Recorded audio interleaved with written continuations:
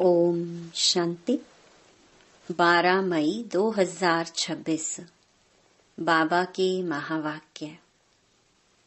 मीठे बच्चे, अभी विनाश का समय बहुत समीप है। इसलिए एक बाप से सच्ची प्रीत रखो, किसी देहधारी से नहीं।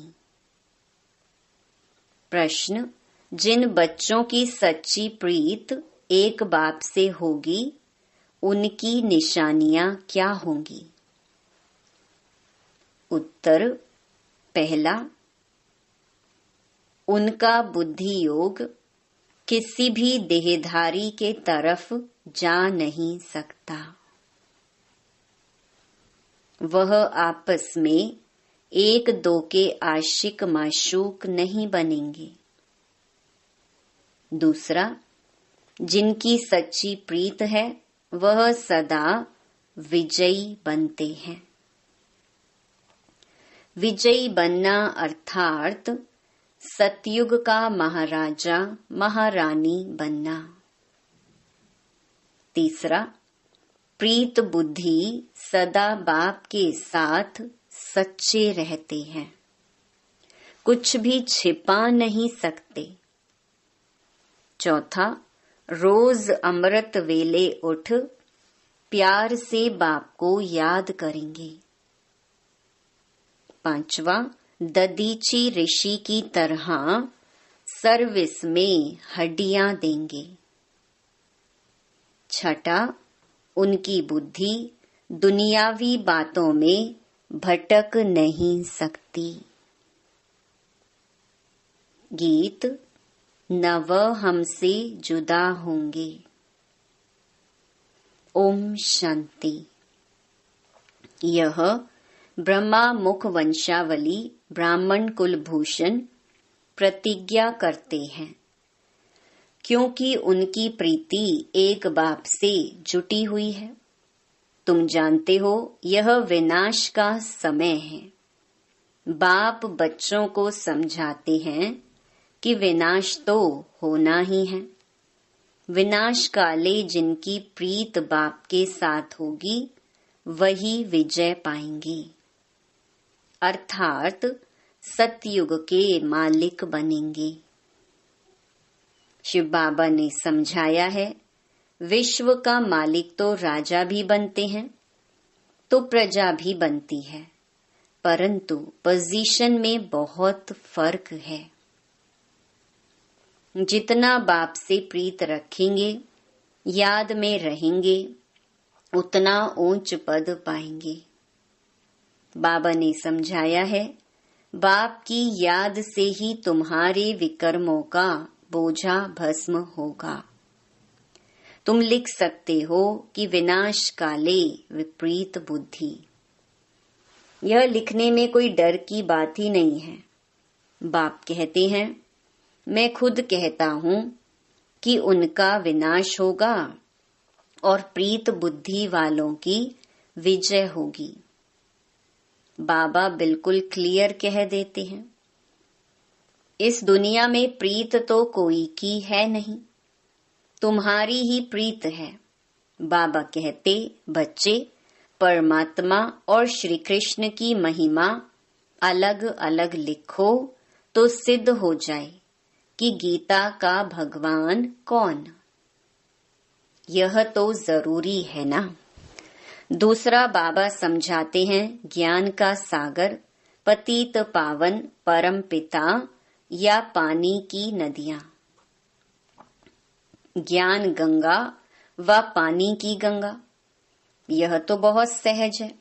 दूसरी बात, जब प्रदर्शनी करते हो तो सबसे पहले निमंत्रण देना चाहिए गीता पाठशाला वालों को। वह तो ढेर है, उन्हों को खास निमंत्रण देना चाहिए। जो श्रीमद् भगवत गीता का अभ्यास करते हैं, उनको पहले निमंत्रण देना चाहिए, क्योंकि वही भूले हुए हैं और सभी को भुलाते रहते हैं। उनको बुलाना चाहिए कि अब आकर जज करो, फिर जो समझ में आए सो करना। तो मनुष्य भी समझे यह गीता वालों को बुलाते हैं। शायद इन्हों का गीता पर ही प्रचार है। गीता से ही स्वर्ग की स्थापना हुई है। गीता की बहुत महिमा है, परंतु भक्ति मार्ग की गीता नहीं। बाप कहते हैं, मैं तुम्हें सत्य ही सत्य बताता हूँ। मनुष्य जो अर्थ करते हैं वह बिल्कुल रॉन्ग है। कोई भी सत्य नहीं कहते, मैं ही सत्य बताता हूँ। परमात्मा को सर्वव्यापी कहना भी सत्य नहीं है। यह सब विनाश को प्राप्त होंगे और कल्प कल्प होते भी हैं। तुमको पहली मुख्य बात यह समझानी है। बाप कहते हैं, यूरोप वासी यादवों की है विनाश काले विपरीत बुद्धि। विनाश के लिए अच्छी रीति तैयारियां कर रहे हैं, परंतु पत्थर बुद्धि समझ नहीं सकते हैं। तुम भी पत्थर बुद्धि थे, अब पारस बुद्धि बनना है। पारस बुद्धि थे, फिर पत्थर बुद्धि कैसे बने हैं? यह भी वंडर है। बाप को कहा ही जाता है नॉलेजफुल, मर्सीफुल। बाकी जो अपना ही कल्याण करने नहीं जानते, वह दूसरों का कल्याण कैसे करेंगे? जो नॉलेज ही धारण नहीं करते, तो पद भी ऐसा पाते हैं। जो सर्विस एबल हैं, वही ऊंच पद पाएंगे। उनको ही बाप प्यार भी करते हैं। नंबर वार पुरुषार्थ अनुसार होते ही हैं। कई तो यह भी समझते नहीं कि हमारी बाप से प्रीत नहीं है तो पद भी नहीं मिलेगा। चाहे सगे बने व सौतेले बने, विनाश काले प्रीत बुद्धि नहीं होगी। बाप को फॉलो नहीं करेंगे तो जाकर कम पद पाएंगे। दैवी गुण भी चाहिए, कभी झूठ नहीं बोलना चाहिए। बाप कहते हैं, मैं सत्य कहता हूँ। जो मेरे से प्रीत नहीं करते तो पद भी नहीं मिलेगा। कोशिश कर 21 जन्म का पूरा वर्षा लेना है तो प्रदर्शनी मेले पर पहले गीता पाठशाला वालों को निमंत्रण देना है, क्योंकि वो भक्त ठहरे ना।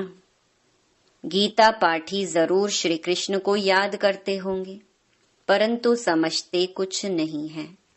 श्री कृष्ण ने मुरली बजाई, राधे फिर कहाँ गई? सरस्वती को बेंजो दे दिया है, मुरली फिर श्री कृष्ण को दे दी है। मनुष्य कहते हैं, हमको अल्लाह ने पैदा किया, परंतु अल्लाह को जानते नहीं। भारत की ही बात है, भारत में ही देवताओं का राज्य था। उन्हों के चित्र मंदिरों में पूजे जाते हैं।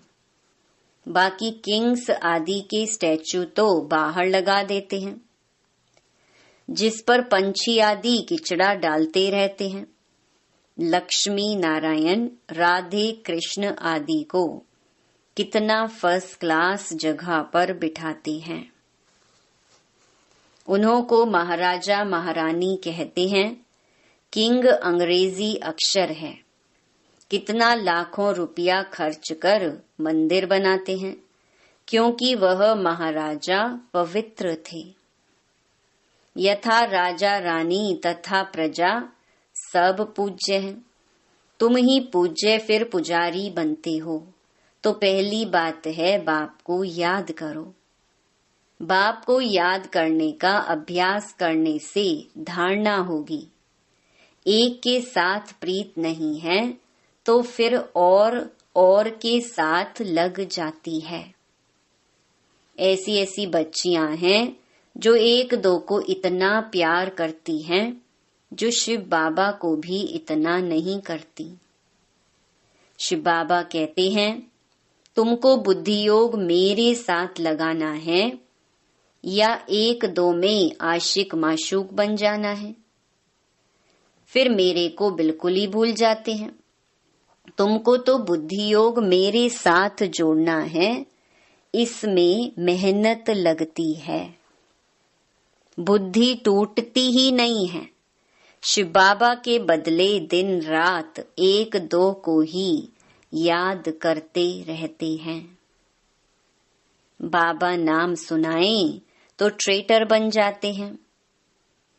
फिर गाली देने में भी देरी नहीं करते। इस बाबा को गाली दी तो शिव बाबा भी झट सुन लेगा। ब्रह्मा से नहीं पढ़े तो शिव बाबा से पढ़ ना सके। ब्रह्मा बिगड़ तो शिव बाबा भी सुन ना सके। इसीलिए कहते हैं साकार से जाकर पूछो। कई अच्छे अच्छे बच्चे हैं जो साकार को मानते ही नहीं, समझते हैं यह तो पुरुषार्थी है। पुरुषार्थी तो सब हैं, परंतु तुमको फॉलो तो माँ बाप को ही करना है।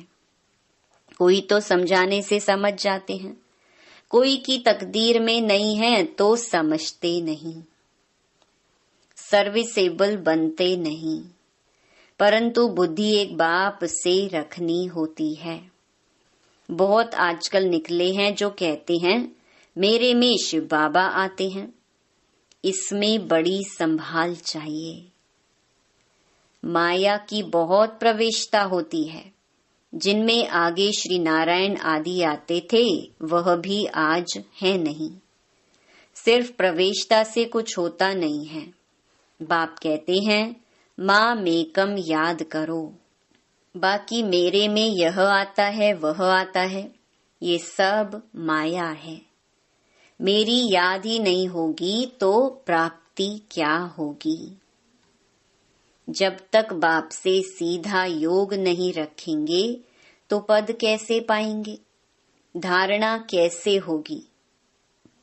बाप कहते हैं तुम माँ मेकम याद करो। ब्रह्मा द्वारा ही मैं समझाता हूँ, ब्रह्मा द्वारा ही स्थापना हुई है। त्रिमूर्ति भी जरूर चाहिए। कोई तो ब्रह्मा का चित्र देख बिगड़ते हैं, कई फिर श्री कृष्ण के 84 जन्म देख बिगड़ते हैं, चित्र फाड़ भी डालते हैं। अरे यह तो बाप ने चित्र बनवाए हैं। तो बाप बच्चों को समझाते हैं भूलो मत, सिर्फ बाप को याद करते रहो। बांधेलियों को भी रणियां नहीं मारनी है। घर में बैठे बाप को याद करती रहो। बांधेलियों को तो और ही ऊंच पद मिल सकता है। तुम बच्चों को ज्ञान देने वाला है ही एक ज्ञान सागर।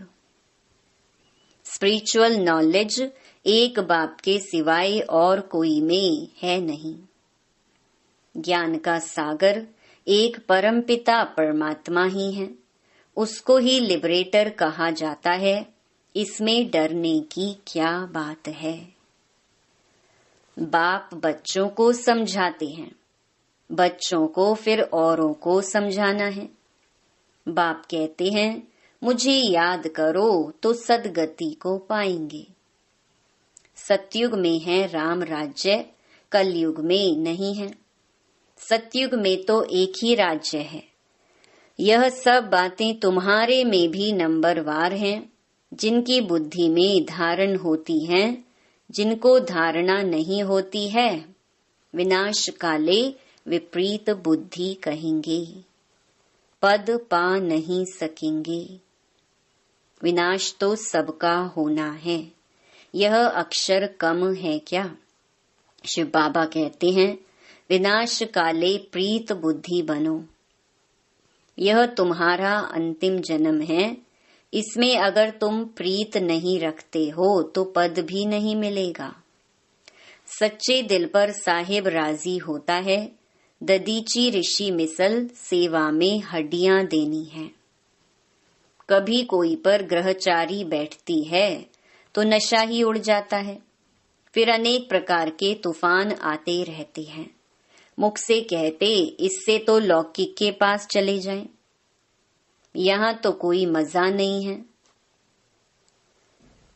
वहां तो नाटक, बाइस्कोप आदि खूब हैं।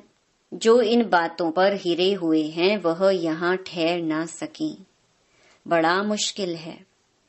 हाँ, पुरुषार्थ से ऊंच पद भी पा सकते हैं। खुशी में रहना चाहिए।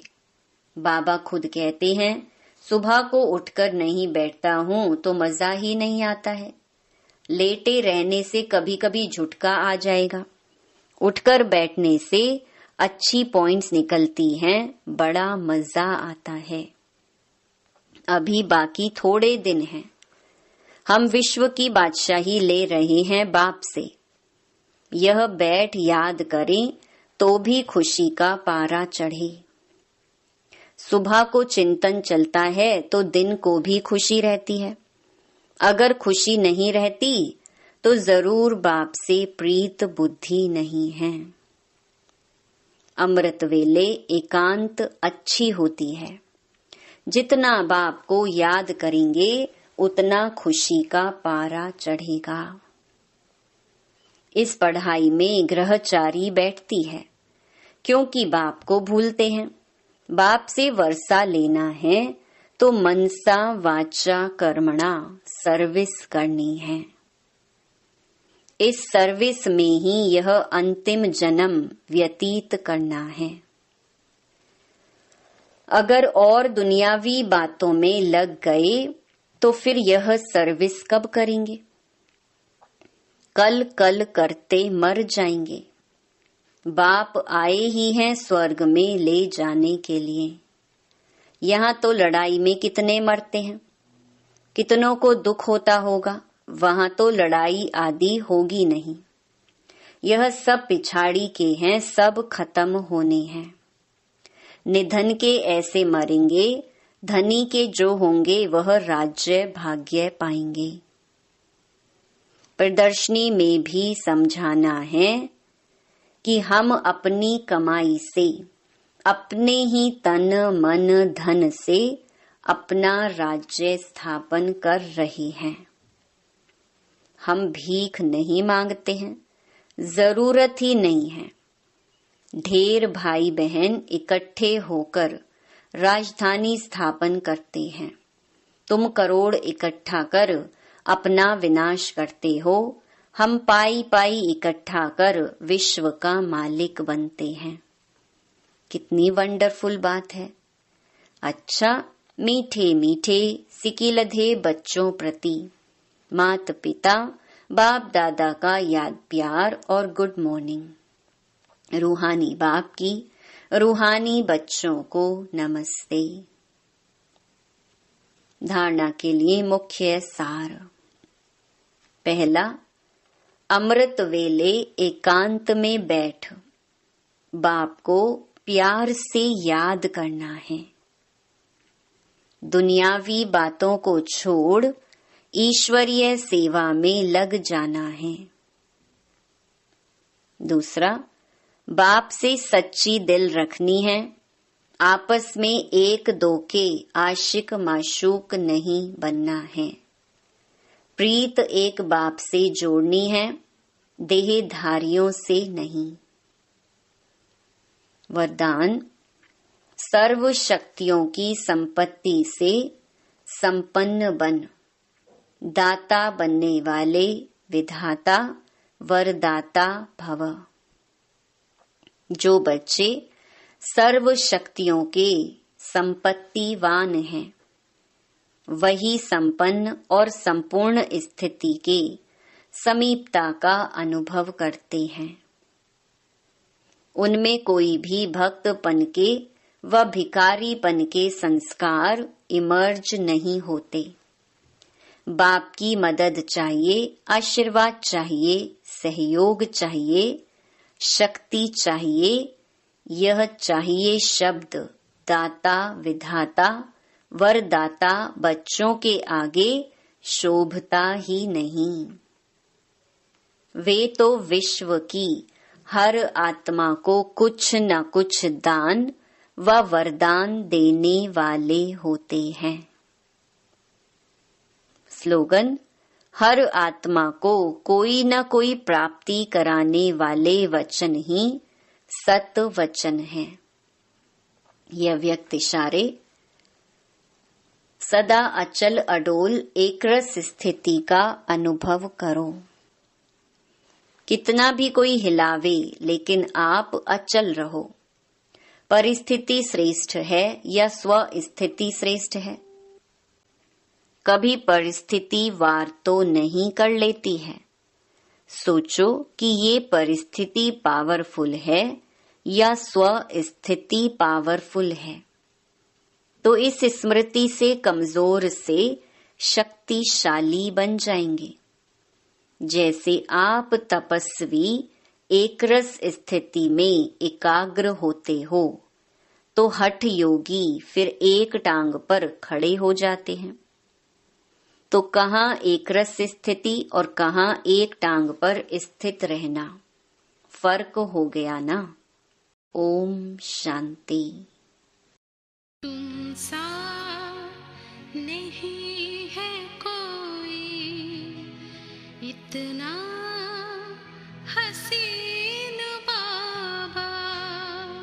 तुम सा नहीं है कोई, इतना हसीन बाबा।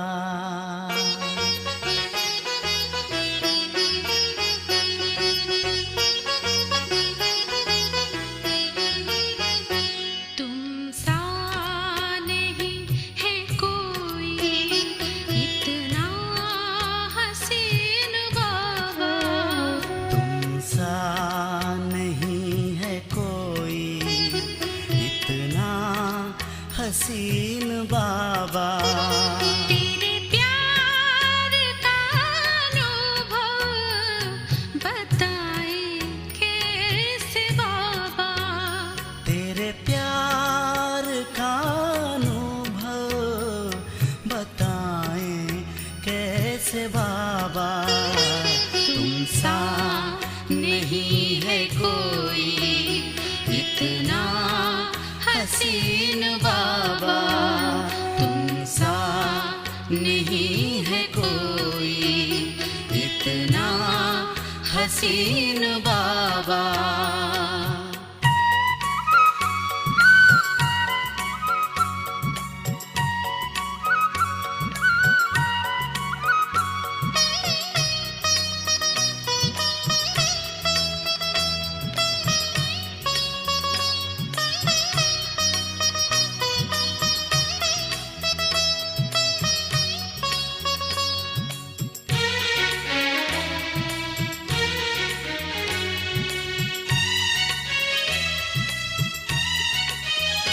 भले ज्ञान भी सुनाते, श्रीमत भी तो बताते। खुशियों से झोली भर के खुशियाँ खूब लुटाते।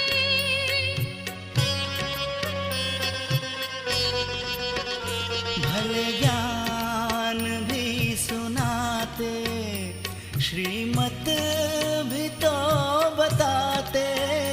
खुशियों से झोली भर के खुशियाँ खूब लुटाते। खुशियाँ खूब लुटाते।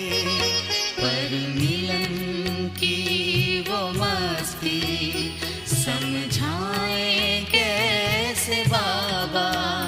तेरे प्यार का अनुभव बताएं कैसे बाबा। तुम सा नहीं है कोई, इतना हसीन बाबा। तुम सा नहीं है कोई, इतना हसीन बाबा।